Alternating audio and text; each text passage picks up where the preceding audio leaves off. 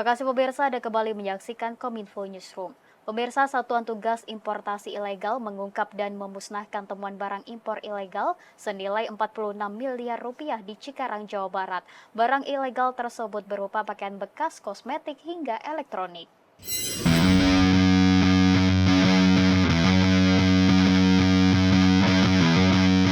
Menteri Perdagangan Zulkifli Hasan bersama Satgas Importasi Ilegal mengungkap temuan barang impor ilegal senilai 46 miliar rupiah. Barang impor tersebut tidak sesuai dengan keputusan Menteri Perdagangan nomor 932 tahun 2024 tentang tata niaga impor sehingga merugikan negara. Barang impor ilegal yang diamankan tim Satgas Importasi Ilegal diantaranya ribuan bal pakaian bekas, kain tekstil gulungan, alas kaki, aksesoris, hingga elektronik. Mendak menyebut penjualan barang impor ilegal yang masuk ke Indonesia dan dijual di bawah harga pasaran berpotensi besar mengancam keberlangsungan perusahaan kecil dalam negeri atau UMKM. Pasalnya, harga jual di bawah harga pasaran akan membuat pelaku dalam negeri tidak mampu bersaing dan mati. Mendak menegaskan pentingnya mengusut tuntas impor ilegal demi melindungi pelaku UMKM dan menjaga pertumbuhan ekonomi Indonesia tetap optimal.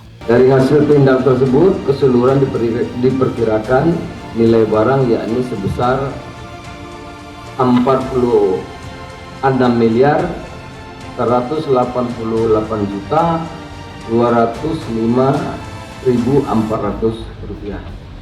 Keseluruhan barang yang saya sampaikan tadi tidak memenuhi kepatuhan dalam importasi sesuai dengan peraturan perundang-undangan yang berlaku.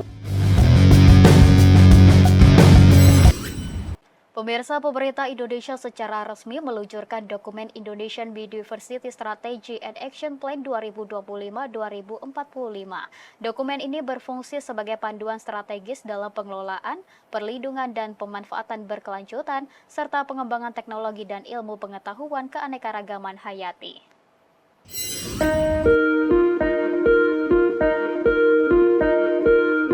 Pemerintah Indonesia meluncurkan dokumen Indonesian Biodiversity Strategy and Action Plan 2025-2045 sebagai upaya menjalankan misi perlindungan, pemanfaatan berkelanjutan, pengembangan ilmu pengetahuan dan teknologi, serta penguatan sumber daya dan tata kelola keanekaragaman hayati di Indonesia. Peluncuran ini diresmikan secara langsung oleh Wakil Presiden RI Ma'ruf Amin di Istana Wakil Presiden Jakarta Pusat, Kamis 8 Agustus 2024. Dalam arahannya, Wapres menekankan 4 hal penting dalam pengelolaan keanekaragaman hayati. Pertama, dilakukan secara holistik dari darat dan perairan. Kedua, implementasi standar keberlanjutan dan inovasi. Ketiga, mobilisasi pendanaan bagi keanekaragaman hayati yang memadai dan kolaboratif. Dan keempat, tingkatkan sinergi dan kolaborasi multi pihak dengan perusahaan swasta hingga internasional. Melalui strategi dan rencana aksi ini, semua pihak agar turut berpartisipasi dalam menjaga keanekaragaman hayati dengan ikut memantau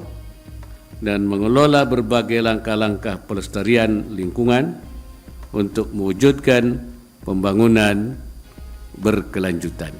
Akhirnya, dengan mengucap Bismillahirrahmanirrahim, strategi dan rencana aksi pengelolaan keanekaragaman hayati Indonesia 2025-2045 secara resmi saya luncurkan. Pada kesempatan yang sama, Menteri Perencanaan Pembangunan Nasional atau Kepala Bappenas Suharto Monoarfa menyatakan Indonesia menuju kepunahan keanekaragaman hayati atau biodiversity, di mana data International Union for Conservation of Nature mencatat sebanyak 950 spesies Indonesia seperti 251 spesies ikan, 222 spesies mamalia, 125 spesies terumbu karang, 169 spesies burung dan lain sebagainya terancam punah. Ke depan, dokumen ini dirancang dengan cakupan yang strategis untuk arahan kebijakan pengelolaan keanekaragaman hayati menuju visi Indonesia Emas 2045 dan diselaraskan ke dalam RPJMN 2025-2045 dan rancangan RPJMN 2025-2029. Keterpaduan dengan indeks pengelolaan keanekaragaman hayati juga imperatif kepada pemerintah provinsi. Beralih ke informasi lainnya, pemirsa, Hari Game Nasional diperingati setiap tanggal 8 Agustus dan bertepatan dengan Hari Game Nasional hari ini, Kementerian Kominfo menggelar seminar dan pameran industri game tanah air. Seminar dan pameran mempertemukan para anak muda inovator game untuk mengembangkan game berbalut kearifan lokal. Tidak hanya itu, industri game masuk dalam ekonomi digital yang berkontribusi terhadap PDB negara hingga 4%.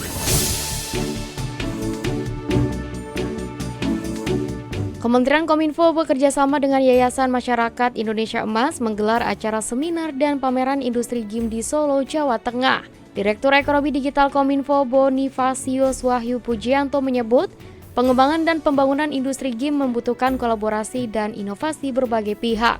Kemenkominfo mendorong para anak muda untuk terus berinovasi menciptakan game yang edukatif, menarik, dan memiliki kearifan lokal tentang Indonesia. Industri game yang masuk dalam ranah ekonomi digital memiliki potensi pertumbuhan ekonomi yang besar. Tercatat PDB ekonomi digital telah berkontribusi hingga 4%. Nilai ini diprediksi meningkat hampir 20% pada tahun 2045 mendatang. 2045 target kita ekonomi digital tuh mencapai 19%. Jadi ada gapnya sekitar 15%, tapi itu untuk 20 tahun ke depan. Komponen game ini sebenarnya bisa memberikan kontribusi yang besar bagi peningkatan dari kontribusi terhadap ekonomi digital terhadap GDP. Tentu ini butuh kolaborasi, tadi innovation and collaboration itu kata kunci yang perlu kita lakukan agar Indonesia semakin maju di masa depan. Di kesempatan yang sama, Ketua Umum Yayasan Masyarakat Indonesia Emas Marsudi Wahyu Kusworo menyebut, stigma game merusak generasi muda perlu diluruskan. Game juga bisa menyasar dunia pendidikan dan membantu menunjang proses belajar mengajar. Banyak orang tua atau guru yang mengatakan game itu merusak, begitu ya. Nah, ini harus diubah menjadi game yang bermanfaat untuk pendidikan, game yang bermanfaat untuk membangun patriotisme, nasionalisme, dan kalau bisa itu game yang juga mengekspor budaya-budaya bangsa ke luar negeri, sehingga bangsa-bangsa luar itu tahu tentang budaya Indonesia melalui game. Pemirsa, dalam rangka mendukung perayaan Hari Game di Indonesia, pemerintah melalui Kementerian Pariwisata dan Ekonomi Kreatif mendukung pertumbuhan game nasional melalui program Gamesit. Program ini hadir kali kedua yang merupakan sebuah kompetisi dan inkubasi game terbesar di Indonesia.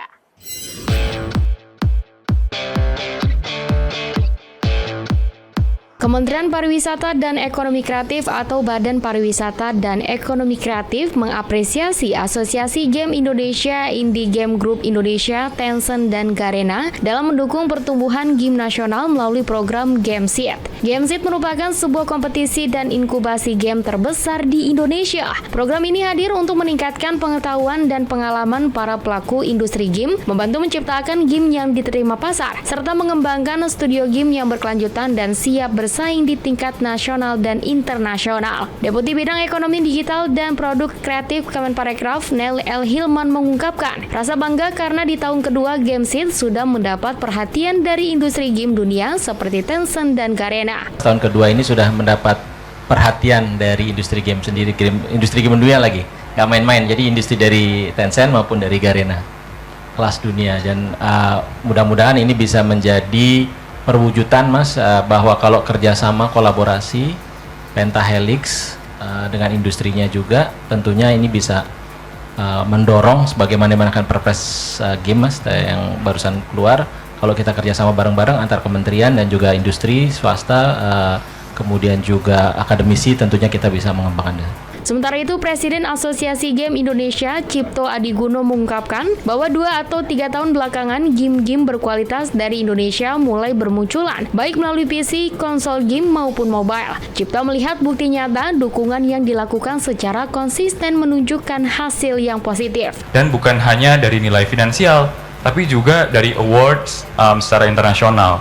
Dan banyak di antara game-game yang sukses, itu bukan hanya game biasa, tapi game yang membawa nilai culture Indonesia. Lebih lanjut, Associate Director of Global Public Affairs Tencent Lau Yilir mengungkapkan rasa terima kasih atas kesempatan kolaborasi yang diberikan dalam Gamesit kali ini. Kehadiran Tencent dalam Gamesit untuk memberikan pelatihan dan bimbingan kepada seluruh calon peserta Gamesit. Kami akan memberikan pelatihan sama bimbingan kepada seluruh calon peserta di Game Seed, dan mungkin yang paling penting itu insight global sebagai perusahaan global, gimana membawa game lokal di Indonesia ke panggung global.